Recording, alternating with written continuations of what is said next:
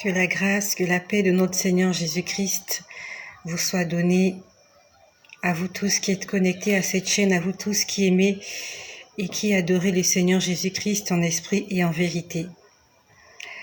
Je rends grâce au Seigneur une fois de plus pour ce 24 juillet parce qu'il nous permet de pouvoir encore profiter de ces moments. Jésus-Christ est Dieu, il est souverain et il est bon. Il mérite la louange et l'adoration. Il mérite vraiment la louange et l'adoration. J'aimerais parler de certaines choses que j'ai vues cette semaine et aussi la semaine dernière que je n'ai pas eu le temps de vous partager parce que dans la semaine, je travaille, j'ai une activité professionnelle et aujourd'hui nous sommes samedi le 24 juillet. Je profite tant bien que mal d'essayer de vous dire tout ce que le Seigneur m'a montré. Parce qu'il m'a donné une recommandation, il m'a donné une inscription, il m'a dit « tu vas le leur dire ». C'est un commandement que le Seigneur m'a donné. Alors, j'aimerais parler de quelque chose que j'ai vu hier. Alors hier d'abord, j'étais en train de lire des messages que j'ai reçus. Il y a un frère qui m'a écrit du Burkina Faso. J'ai oublié son prénom, mais il m'a écrit du Burkina Faso. Il m'a demandé de prier pour lui afin que le Seigneur lui permette d'obtenir un concours, qu'il puisse travailler et qu'il puisse sortir du célibat. Donc j'ai compris que ce frère-là voulait se mettre en couple. En fait, il veut se marier, mais il n'a pas de moyens. Et je sais que vous êtes nombreux dans la même situation. Tu es peut-être un homme, tu es une femme, tu aimerais te marier, tu aimerais te mettre en couple, tu aimerais régulariser la situation que tu as envers ta belle famille, mais tu n'as pas de moyens. Et pendant que j'ai lu ce message, j'ai pas répondu à ce frère-là. J'ai lu ma Bible et j'ai dormi. Non, j'ai lu ma Bible et j'ai prié. Voilà, j'étais en train de prier. Et pendant que je priais, ça s'est passé hier. Nous sommes aujourd'hui le 24 juillet. Et quand j'étais en train de prier hier, le 23, c'est pas un homme que j'ai vu, mais j'ai vu une femme. J'ai vu une femme qui était en train de prier. Et cette femme-là s'adressait à moi. Elle me disait, « Maman, je veux me marier. » Je ne sais pas exactement de qui il s'agit, mais je sais que si le Seigneur m'a montré cette femme, en fait, cette femme-là, c'est pas à moi qu'elle adresse sa prière, mais c'est à Dieu qu'elle est en train d'adresser sa prière. J'aimerais parler à un homme célibataire. J'aimerais parler à une femme célibataire. Tu es là, tu es célibataire, et j'aimerais parler à une catégorie de célibataires qui aimeraient mettre en règle leur vie avec Dieu. Ça veut dire que peut-être que tu es dans une relation non consentie par Dieu. Quand je parle d'une relation non consentie, peut-être que tu vis en couple, mais tu n'es pas marié. Vous vivez dans le concubinage. Vous vivez peut-être dans l'adultère aussi. Peut-être que vous vivez dans l'impudicité. J'aimerais parler à ce genre de personnes. Tu es dans une relation qui ne glorifie pas le Seigneur. J'aimerais te dire que Dieu veut te faire du bien. Dieu ne te condamne pas. La Bible nous dit que la condamnation, c'est après la mort. Pendant que nous sommes encore vivants, nous avons le temps de nous repentir, de nous confesser et de changer de voie. Donc, si tu vis en couple et que tu n'es pas encore marié, je m'adresse premièrement à mes sœurs parce que les femmes sont très vulnérables. Et quand tu es dans un couple où tu n'as pas été marié, même si tu forces ton mari, s'il n'a pas des moyens, il ne viendra pas t'épouser. Donc, il faut que toi, ma sœur, il faut que tu te mettes à prier. Mets-toi dans la prière, afin que le Seigneur donne des moyens à cet homme-là avec qui tu vis dans la même maison. Peut-être que c'est le père de tes enfants.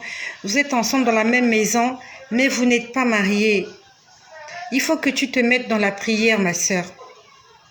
Ce n'est pas en te plaignant que les choses ont changé. C'est en priant que les choses ont changé. La Bible nous dit, priez et veillez, car votre adversaire, le diable, ne dort pas. Le diable est contre le mariage. Et si tu ne te lèves pas dans la prière, il va combattre ton couple jusqu'au dernier jour. Et malgré tout ce que tu auras fait dans l'église ou tout ce que tu auras fait pour le Seigneur, si tu vis toujours dans cette situation, hors mariage jusqu'à la fin de tes jours, quand tu comparaîtras devant le tribunal du Seigneur, alors on va t'ouvrir 1 Corinthiens au chapitre 6, au verset 9 et 10 qui disent « Aucun impudique n'héritera le royaume des cieux ». Mais pour que tous tes sacrifices puissent produire du fruit, il faut que tu puisses accompagner cela par la prière. Il faut que tu pries, ma sœur, il faut que tu pries, mon frère. Satan est contre le mariage. Satan est contre la vie en couple. Satan est contre l'union. Satan est contre l'unité. Satan est contre l'amour. Satan n'est pas amour. Il n'y a pas d'amour dans le cœur de l'ennemi. Et il ne permettra pas qu'il y ait de l'amour au sein d'un couple. Donc, si tu es en train de traverser des moments difficiles, n'arrête pas de prier. La Bible nous dit, faites connaître vos besoins à Dieu par des prières et des supplications. On a dit des prières et des supplications. On n'a pas dit par la prière et la supplication. On a dit des prières. Il y a des enseignements que nous entendons où les gens disent, oui, quand tu as demandé au Seigneur une fois, il a noté. Et que tu n'es pas obligé de revenir tout le temps dessus. La Bible dit, faites connaître vos besoins à Dieu par des prières et des supplications. C'est Dieu lui-même qui a dit qu'il faut faire des prières, il faut faire des supplications. Donc aujourd'hui, si quelqu'un te dit que quand tu as dit une fois, Dieu a déjà noté et que tu ne viennes plus dessus, non. Rappelle à Dieu sa parole, rappelle à Dieu ses promesses, rappelle-lui, dis Seigneur, souviens-toi de moi.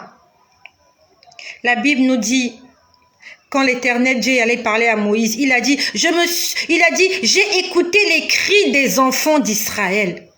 Il n'a pas dit le cri, il a dit les cris. Il a dit, je me suis souvenu de l'alliance que j'avais faite avec Abraham, Isaac et Jacob. C'est parce que les enfants d'Israël étaient en train de crier à l'Éternel. Ils étaient en Égypte, dans l'esclavage, sous le joug de Pharaon. Et ils continuent à crier à Dieu pendant plus de 400 ans. L'Éternel a dit, j'ai entendu les cris des enfants d'Israël. L'Éternel entend les cris. Continue à crier à l'Éternel et il viendra à ton secours. Et j'aimerais parler à des jeunes célibataires. Peut-être que tu n'as pas encore rencontré l'âme sœur. Tu es en train de la chercher. Cherche ton âme sœur dans la prière. Ne cherche pas ton âme sœur dans la rue. Ne cherche pas ton âme sœur sur les réseaux sociaux. Ne va pas t'inscrire dans les sites de rencontres libertines, libertinage, je ne sais quoi.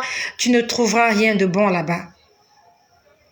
Lorsque nous lisons Genèse au chapitre 2, on nous dit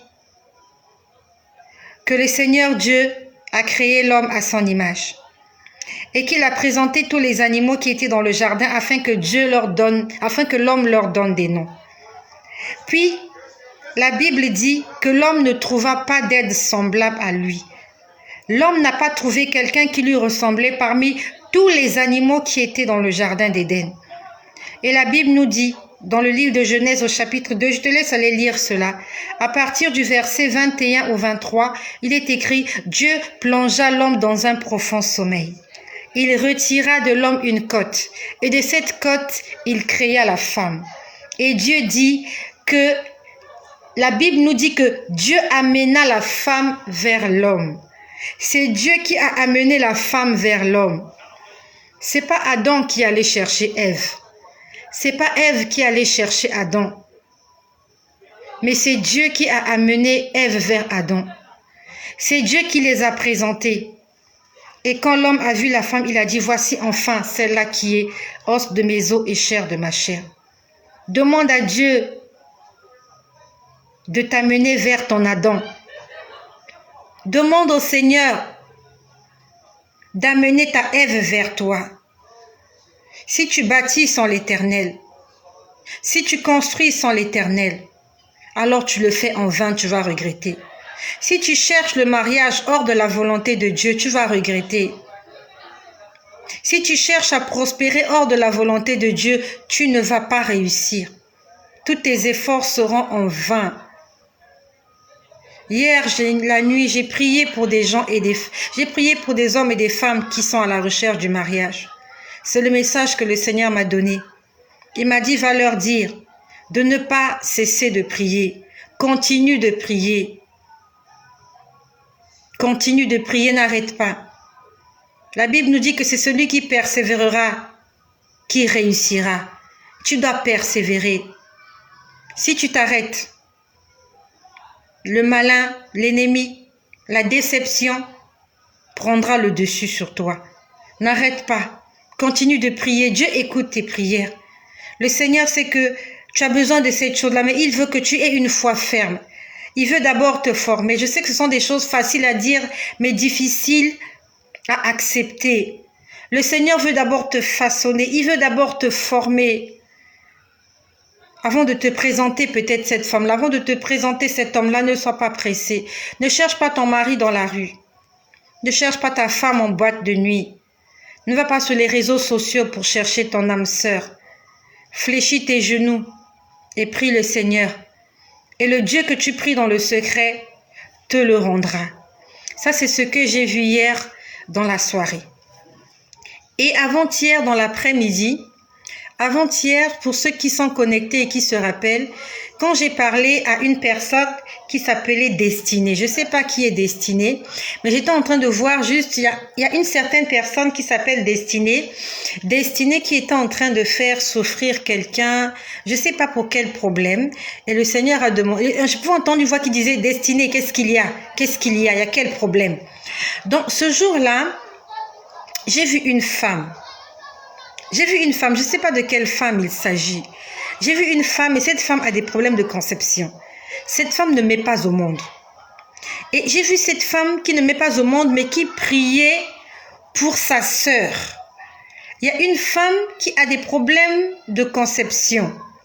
Mais dans ses prières, elle est en train de prier pour sa sœur. Pour sa sœur qui vit en Europe. Et sa sœur qui vit en Europe a des problèmes dans son couple. Je ne sais pas de qui il s'agit. Et cette femme-là, elle est en Afrique. Le Seigneur m'a montré une femme qui est en Afrique, mais qui prie pour sa sœur qui vit en Europe. Et sa sœur qui vit en Europe traverse des moments difficiles. Le Seigneur était en train de me dire, dis-lui que j'ai écouté ses prières. Je ne sais pas de qui il s'agit. On ne m'a pas donné ton nom. On m'a juste montré une femme africaine. Quand je dis une femme africaine, c'est une femme à la peau noire qui était en train de prier pour sa sœur qui vit en Europe. Et sa sœur est en train de traverser des moments difficiles. Mais elle-même qui est en train de prier en Afrique, elle a des problèmes de conception. Elle n'a pas d'enfant. Le Seigneur m'a dit, dis-lui que j'ai écouté ses prières et que je vais l'exaucer. Voilà ce que le Seigneur m'a montré avant-hier. Que le nom de Jésus-Christ soit glorifié, parce que j'aimerais encore dire une chose. J'aimerais parler à toutes les personnes qui disent qu'elles sont enfants de Dieu, mais qui continuent à écouter la musique profane. Attention à la musique profane. La musique profane, c'est la musique qui ne glorifie pas le nom de Jésus.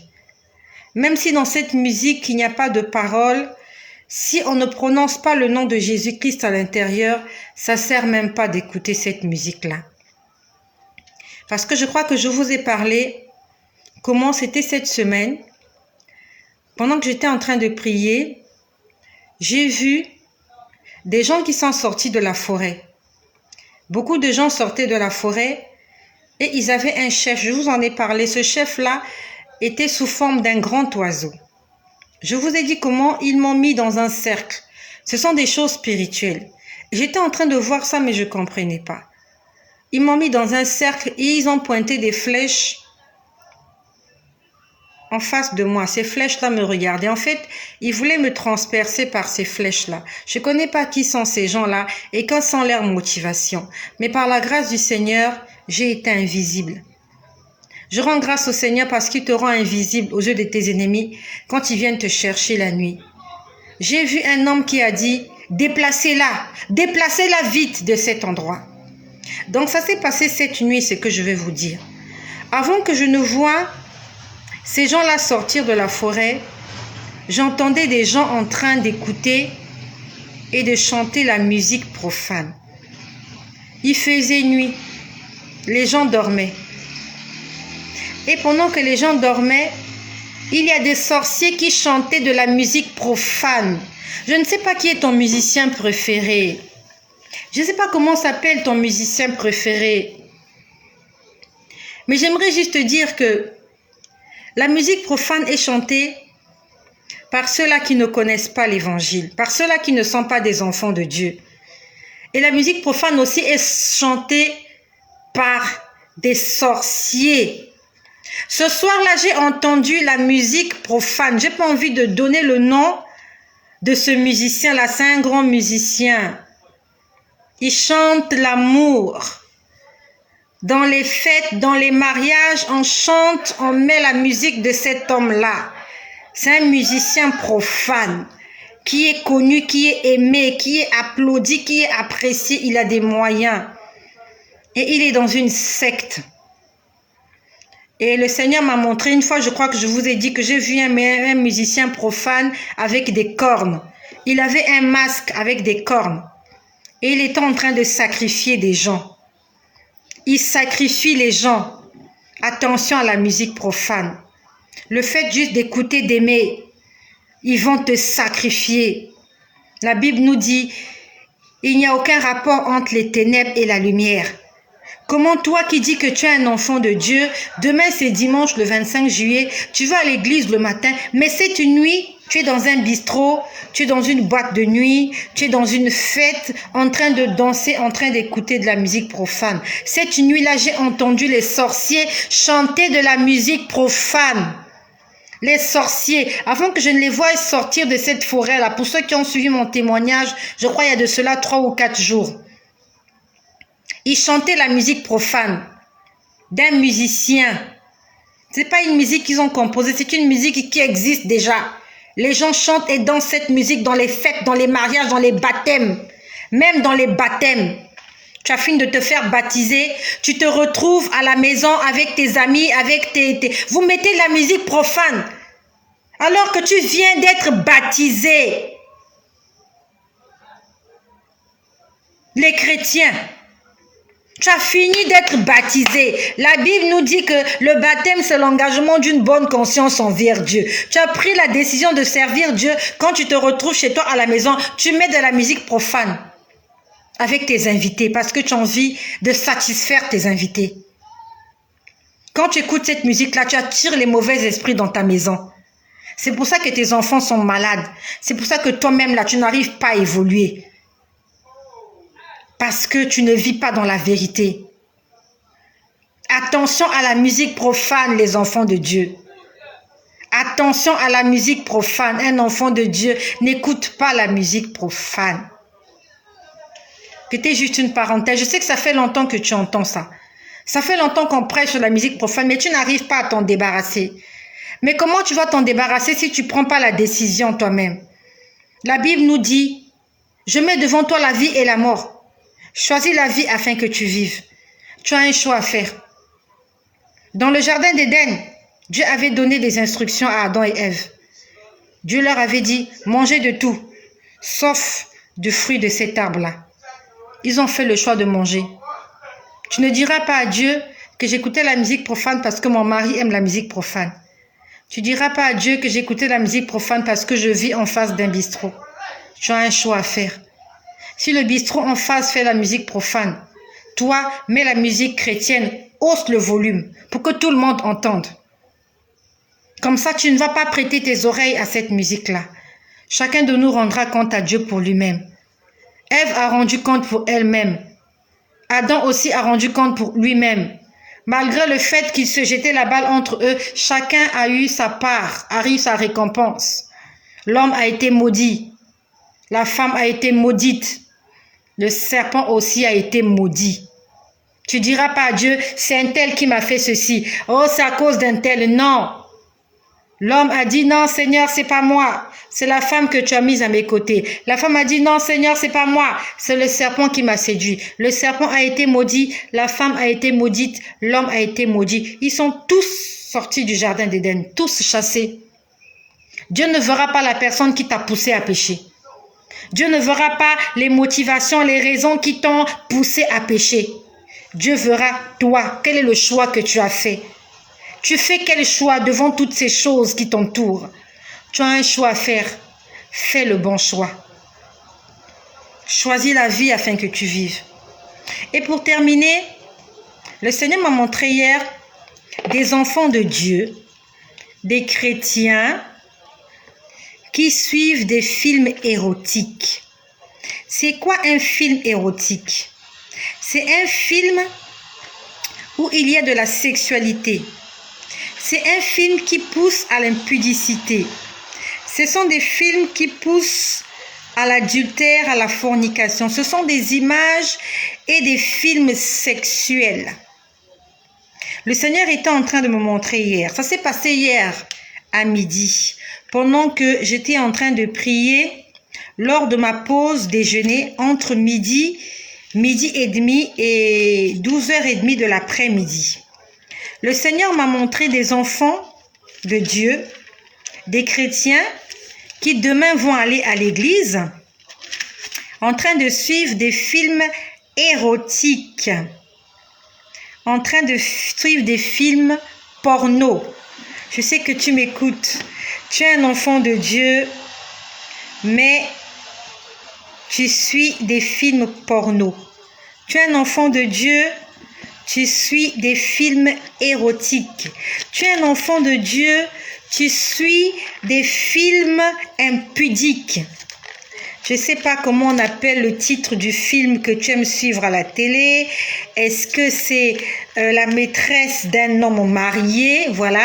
Même il y a des filles de Dieu qui suivent ça. On parle de la maîtresse, donc on parle déjà de l'impudicité. On parle déjà de l'adultère. Et il y a des enfants de Dieu qui suivent ce genre de film. Donc Dieu était en train de me parler de ces genres de personnes-là. Et pendant qu'il me montrait ça, il me montrait l'écran. Il m'a montré exactement le clip de Michael Jackson. Je suis désolée si des gens seront choqués par ça. Ça s'est passé hier pendant que je priais. Le Seigneur m'a vraiment montré des gens qui étaient en train de faire des ébats amoureux. Je sais qu'il y a des enfants peut-être qui vont suivre ça. J'ai pas envie de dire les choses, mais je sais qu'entre adultes, nous comprenons. Il y avait des personnes, pas 2 personnes, mais plusieurs personnes en ébats amoureux. Ils étaient nombreux. Ils étaient en train de faire des ébats amoureux. Ils étaient en train de se mélanger, de faire des choses là que nous voyons dans les films porno. Sauf que ces gens-là n'étaient pas des hommes humains. J'ai vu ça hier. Et quand j'ai vu, j'étais dégoûtée. J'étais dégoûtée parce que je me suis rendu compte que c'était pas des êtres humains. Ils étaient bizarres, en train d'entretenir des rapports sexuels. Ils étaient au moins au nombre de 5, les uns sur les autres, en train de faire des choses sales. Quand j'ai vu ça, j'ai dit, Seigneur, pourquoi tu me montres cette image? Pourquoi je vois cette saleté-là? Puis le Seigneur me montre le clip de Michael Jackson. Je crois que c'est Thriller. Je crois que c'est Thriller. Oui, je crois. Il y a un clip de Michael Jackson. C'est vraiment quand on était petit qu'on avait suivi ça. Lorsqu'il amène une jeune fille au cinéma. Je sais que tu as suivi ce clip-là. Michael Jackson amène une jeune fille au cinéma. Et après le cinéma, il raccompagne la jeune fille et en chemin, il se passe quelque chose. C'est là où il se métamorphose. C'est le film que le Seigneur m'a montré hier. Je suis désolée pour ceux qui vont faire des commentaires pour raconter n'importe quoi. Moi, je dis ce que j'ai vu. Je dis ce que j'ai vu. Une fois, j'ai parlé que j'ai vu Michael Jackson en train de danser en enfer. Il y a quelqu'un qui a fait un message pour dire arrête de mentir. Que le Seigneur te pardonne. Si moi je mens, j'irai en enfer. Parce que la Bible nous dit aucun menteur n'héritera le royaume des cieux. Je dis ce que je vois. Je dis ce que j'entends. Je n'invente rien. Je dis que la vérité. Donc le Seigneur est en train de me montrer le clip de Michael Jackson. Je crois que c'est Thriller. Là où il amène la jeune fille au cinéma. Au cinéma, ils suivent un film. Apparemment, le film qu'ils suivaient, ça correspondait à leur vie. pendant que Michael Jackson mangeait des pop-corn, je sais que tu te rappelles, là où il a le blouson rouge. Et après, il sort la fille et après, il amène la fille, ça se retrouve dans les cimetières. Donc, je pouvais voir cet esprit-là. Vous voyez quand Michael Jackson se transforme dans les cimetières lorsqu'il devient un loup-garou avec son blouson rouge. Le Seigneur m'a montré, il m'a dit que c'est un esprit. Je suis désolée pour toi qui vas faire des commentaires négatifs. Je suis désolée. Je dis des choses pour les enfants de Dieu, pour les élus. Pour ceux-là qui sont élus. Je suis en train de parler à des élus de Dieu, à des hommes et des femmes qui attendent le retour du Seigneur Jésus-Christ. Je ne parle pas à des gens profanes. Je parle à des gens qui attendent le retour de Jésus. Parce que sur cette chaîne, nous sommes en train de nous préparer au retour de Jésus-Christ. Nous sommes en train de laver nos robes. Nous sommes en train de chercher à obéir, à vivre dans la sanctification, sans laquelle personne ne verra le Seigneur. Donc j'ai vu cet esprit-là, loup-garou avec un blouson rouge. C'est pas la peine de m'écrire que je suis devenue stupide, je suis pas stupide. Le Seigneur m'a dit c'est un esprit. Dans le film, dans le clip de Michael Jackson, là, le loup-garou en train de danser avec le blouson rouge. C'est un esprit impur. Et il m'a dit, toutes les personnes qui suivent les films érotiques, les films qui ne glorifient pas le nom du Seigneur, que cet esprit-là, de la même façon, en fait, le clip de Michael Jackson transmettait un message. Attention, Satan est rusé.